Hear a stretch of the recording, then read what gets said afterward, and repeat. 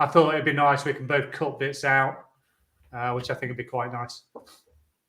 So I think there's a 20-second lag or so. So I'm just going to fire up LinkedIn. You can probably do the same. See if we've appeared. Doesn't say anything about adding it Yeah. to LinkedIn. There's normally a little lag.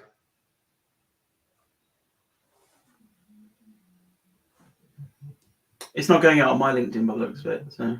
No, it's going to go out on mine, but it should. There you go. Yeah. So we're live. So none of the preamble rubbish. We'll just get on with it because we're both busy. I was prompted to do this from an early conversation we had when I was talking about. I brought up to you the whole thing about freelancing and then running projects and being able to find freelancers and the frustrations I was having. And at that time, you said, "Right, I've got something coming very soon," and you did. You presented it really quickly. So it was obviously something you'd been working on. And obviously, I've been in and had to play with it, and I've seen a few freelancers have already registered. But I suppose really, why? It's a really good question. It always starts with why. And ultimately, I don't put the time and effort into building things unless I think it's going to really solve a problem. And Bot Jobs in itself as a kind of job board has been running for just over 2 years now, so it's gone really, really quickly. But in all of that time, there's been two questions that are continuously asked to me if I'm at an event or I'm doing a webinar or anything to do with careers or jobs in conversational AI. And the first question is, where do I go for opportunities as a freelancer? Yeah. I mean, there's probably about the top 5 questions, and that's definitely one of the top 5. The second one out of the top 5 is, where do I build a portfolio? And I get asked those more than anything. I think if I was to think of the others, it would be, how do I get started? And what kind of salary should I expect? I think those are kind of the major ones that I get asked continuously from a conversation designer perspective. Let's just make that very, very clear. Yeah. And so I thought, do you know what? My big kind of plan with Bot Jobs, ultimately, not a secret, is to make it into the number one careers destination for conversational AI.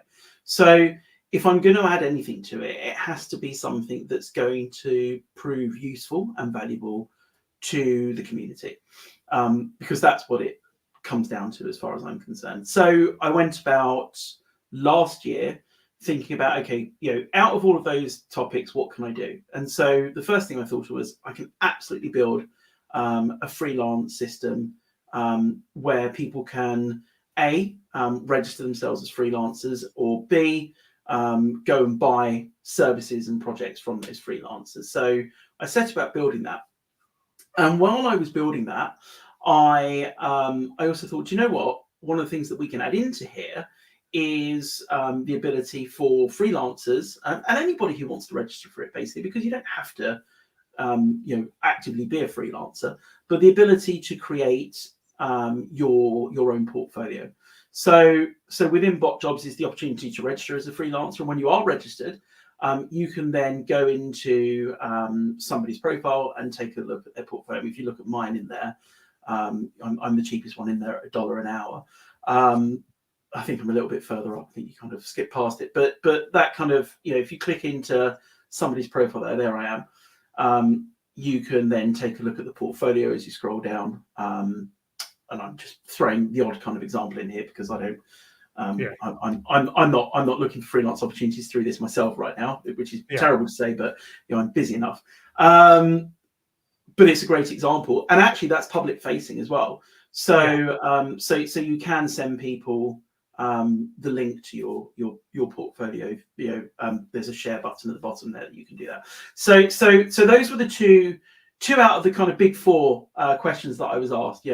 Where do we go for freelance opportunities, and how do we build a portfolio? And look, there wasn't anywhere standard within the community and within the conversational AI industry where you could find freelance opportunities. You could go on to Upwork, you could go on to freelance.com, you can go on to Fiverr, and there's nothing on there really. They're all heavy either on admin, design, or digital.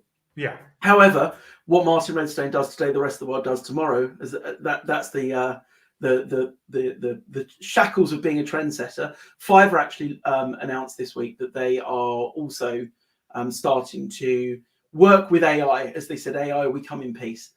So they're creating categories around generative AI and also around chatbots as well, which is really exciting because it's great for the community. So that's the why, ultimately. That's the why. So yeah, and like you said, as you saw on that quick screenshot, there are plenty of people that are starting to register for it, both as buyers and as freelancers as well, which is really, really exciting. And just to finalize that, I'm pitching here. As per bot jobs as well, I am not making any money out of this. The only charges are to cover monetary transfer fees, basically. So that's the only thing. So I'm not actually making any money out of it. It's my gift back to the community to give something to them. Yeah, fantastic. It's interesting because I started as a freelancer. I never worked within a conversational AI company. I self-taught, came from the Facebook Messenger world, and then obviously just progressed. I didn't want to stay in that world. I just got the bug and I wanted to learn more and get into that kind of intelligent stuff and bigger projects. Then as a freelancer, I found it really hard to get on those projects because at that time they were done by internal teams. It would be the product supplier, their knowledge, and then it would be the internal team and they would work together. I think now companies are starting to look for experienced freelancers that can bring in on projects. So I ended up then really just going out and finding my own customers, which is so difficult. And anybody that's in this realm knows that. So being able to have somewhere where project owners can go and find the talent they need. And that's kind of where I am now. So if I get a project in, I scope it out, and I'll at that very early stage, I'll build in resource costs. I'm going to need a couple of conversational designers or whatever I need, even if it's kind of admin support, even perhaps admin support. Somebody who's worked on that type of project, and it's just hard to, you can go out to LinkedIn and search for those people, but it's difficult. So yeah, I think having something like the bot jobs freelancers section, it's made in heaven for people like me. It makes my life so much easier. But as you know, we just need to get more people in there, get more people registering, and more people like me that get involved in projects, sticking their projects on there, whether it's my own personal project or a project I'm working on. I don't have to tell them who the client is, but I can tell them the type of client, type of product it is, and the skill sets I'm looking for. So yeah, I think it's really exciting. We've seen a lot of layoffs within the tech community, and conversational AI was one of those. It's been hit hard. So there's a lot of people that are suddenly on the market. Some have already considered freelancing, which is great. Some have walked straight into other roles. But there's a lot of just milling around, not sure what to do. And I think for them, just get registered on something like this. You never know what project might just drop into your lap. Well, exactly. And like I said, even if you're not in that headspace of what you want to do right now, one of the most important things, especially from a designer perspective, is to have somewhere to call your own from a portfolio perspective and show off the work you have done at previous employers and in previous projects. So that's why I would recommend people signing up for it, especially when they're going through that unfortunate situation of being laid off. Is that if you're not if you're not ready, so I'm looking at the comments they're coming through. Same. If you're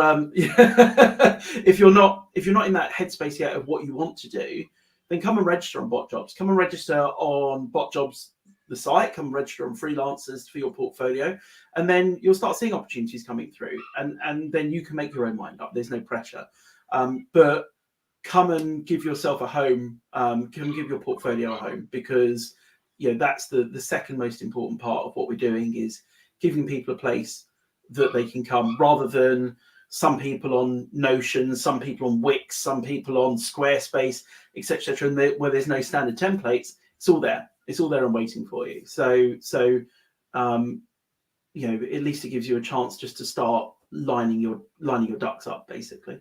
Yeah, and as we said before we kind of started chatting, I went on Chat GPT and asked what the biggest challenges were for freelancers. So, and as we said, we could have come up with that list in an hour, but I got it within 60 seconds by using Chat GPT. So, what are the questions? I'm going to ask Chat GPT for the answers. Yeah, how do you fix those issues? So the issues that freelancers will always struggle with is finding consistent work. And I know that it's very much feast and famine. So you need to be keeping an eye on the market, but understand that you're going to have downtime when you're finishing one project, moving on to the other. Along with that is pricing and negotiation. So, and I see this with freelancers, that is they'll underprice themselves because they just need to get the work, but then they might have a period of a couple of months out of work and then they struggle. Managing their finances because they're responsible for doing their own invoicing or bookkeeping, making sure that they've got money for the downtime, maintaining a work-life balance because you've got to take the work when it comes. Marketing and promotion, which is where I see bot jobs fitting in, is helping to kind of market and promote themselves. Can be very isolating. So I think freelancers need to come together. And obviously Baron with Botrepreneurs has been doing that really, really well. I was thinking that within your freelancing section that eventually whether we have a group or some way where freelancers can talk to each other. And competition, you're going to be competing against each other. And that is the nature of freelancing. But I think, you've got a profile here. Just have the best profile. Exactly. If you're not in work at the moment, create some bots, stick examples on there that potential people looking for freelancers can have a look at, show off effectively. Well, exactly. And, just to kind of hammer home that last point, that is the point of a portfolio. And over the years, I've seen, so many different portfolios.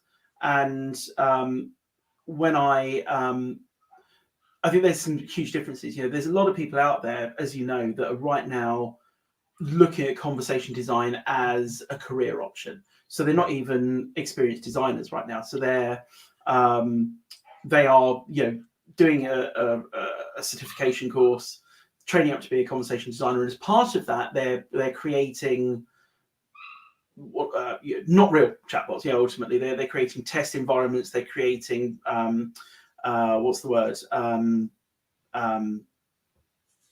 Things that they're training on, basically. My brain's I haven't had enough caffeine yet today.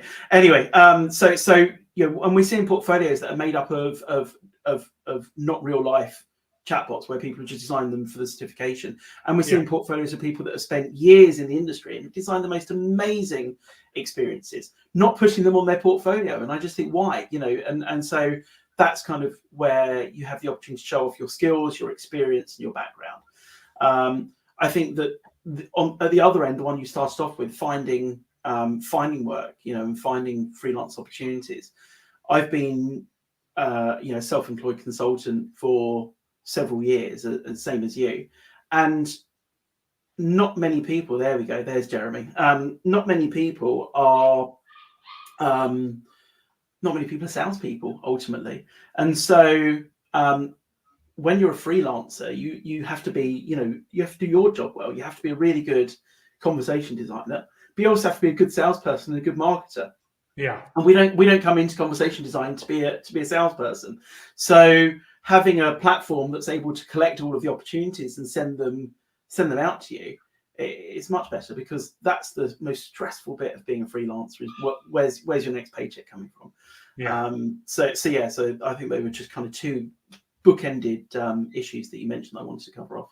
So I think, whilst you're looking for the next project, you're in between, then you get onto bot jobs and you just update that profile. You get as much on there as you can. The challenge I have had a lot as a freelancer, and actually still have now when I work on projects, is NDAs.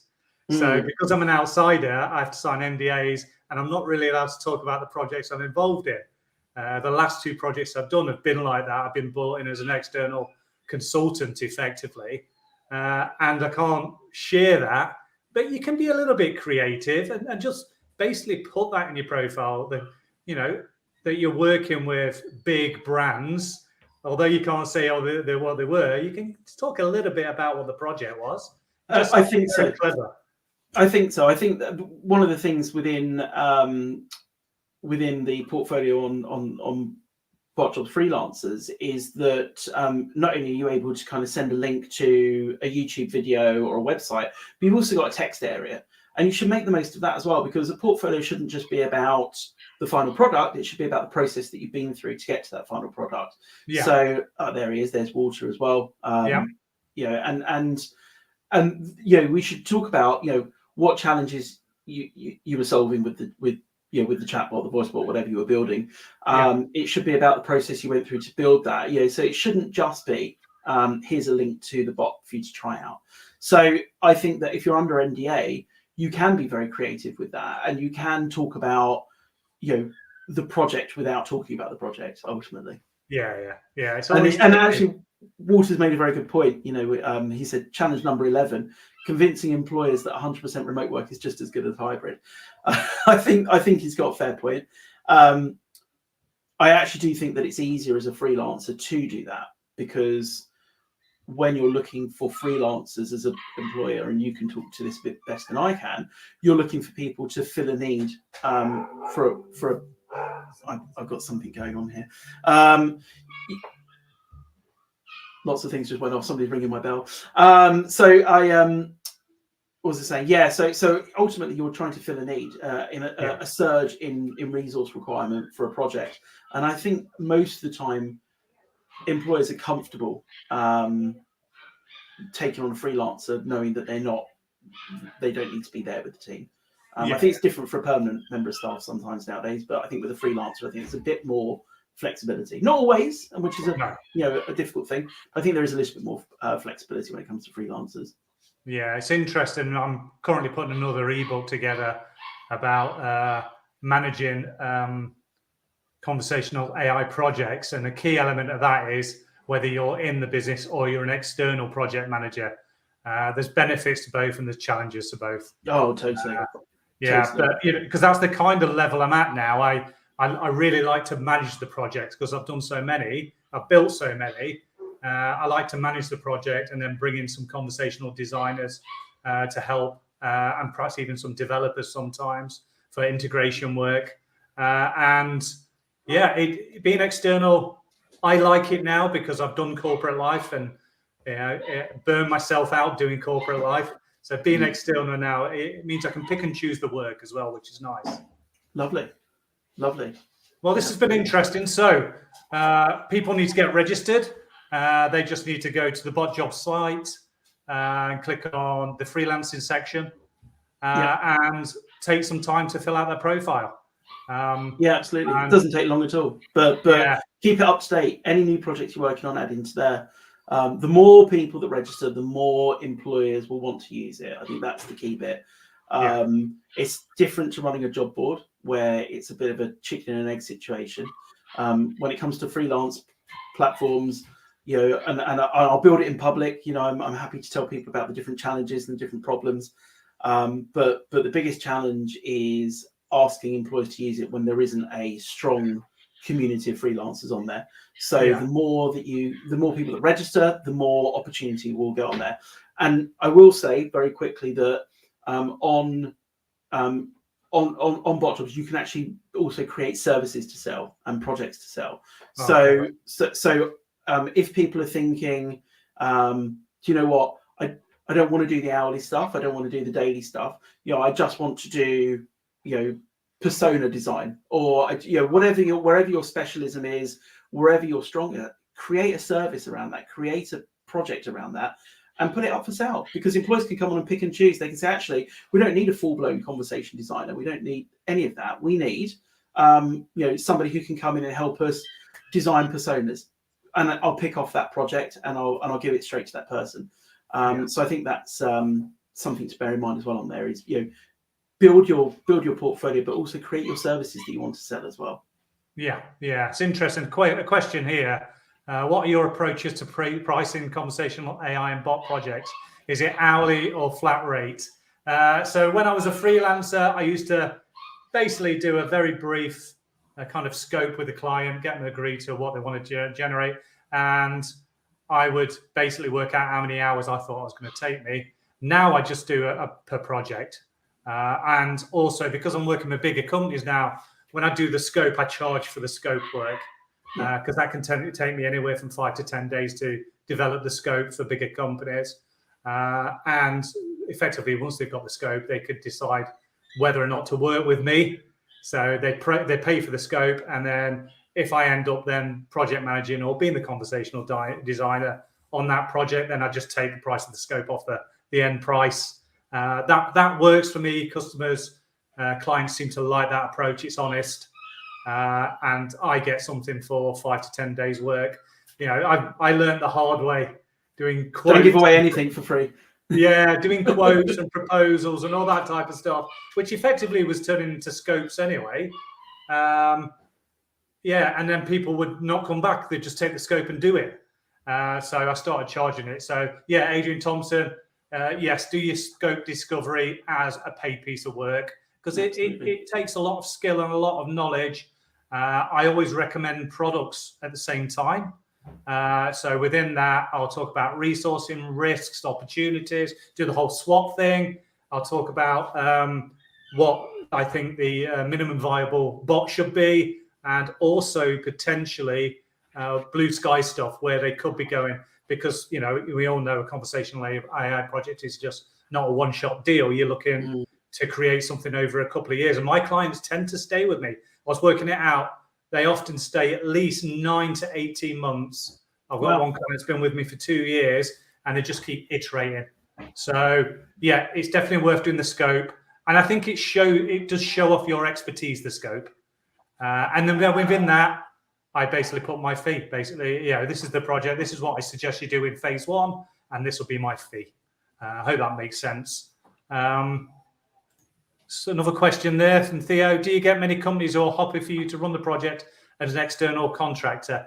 Yes, but that's took me a long time to get to that stage.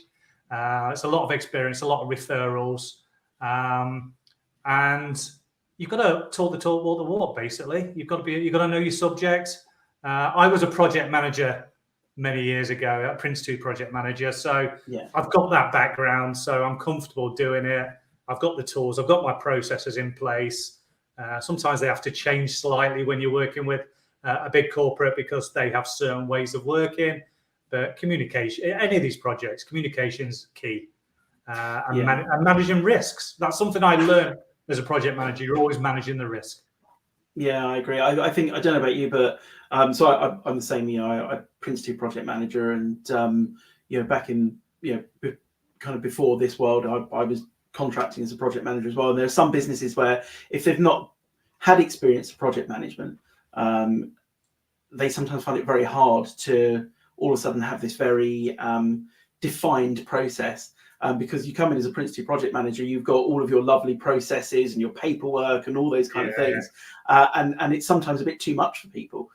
So actually they appreciate the experience of an external contractor who can come in, manage that all on their behalf. And they can be as hands-on or as hands-off as they want. Exactly. But ultimately, they know that, through your statement of works, whatever you're going to do, that they know that you're going to, output for them at the end a successful project, because you've got that experience and knowledge to take it from A to B.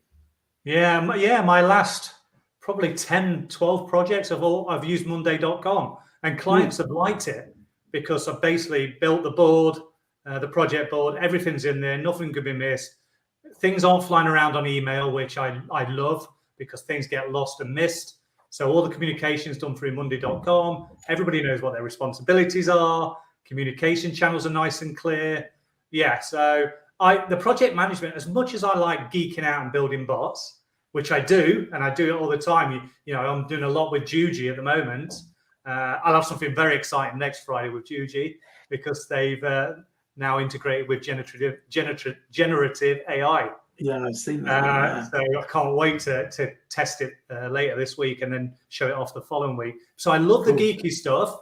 And I think as a project manager, I managed fleet delivery, security for buildings, server room builds. I did anything and everything. And Prince 2 really means that you could probably do most projects. Yeah. But I think being a geek and loving conversational AI just puts me as an advantage when I'm project managing, because I know what should happen and when and how it should be managed. I'm always learning, don't get me wrong. That's why I love working with freelancers, because they'll have experiences that I haven't got. So I'm always learning.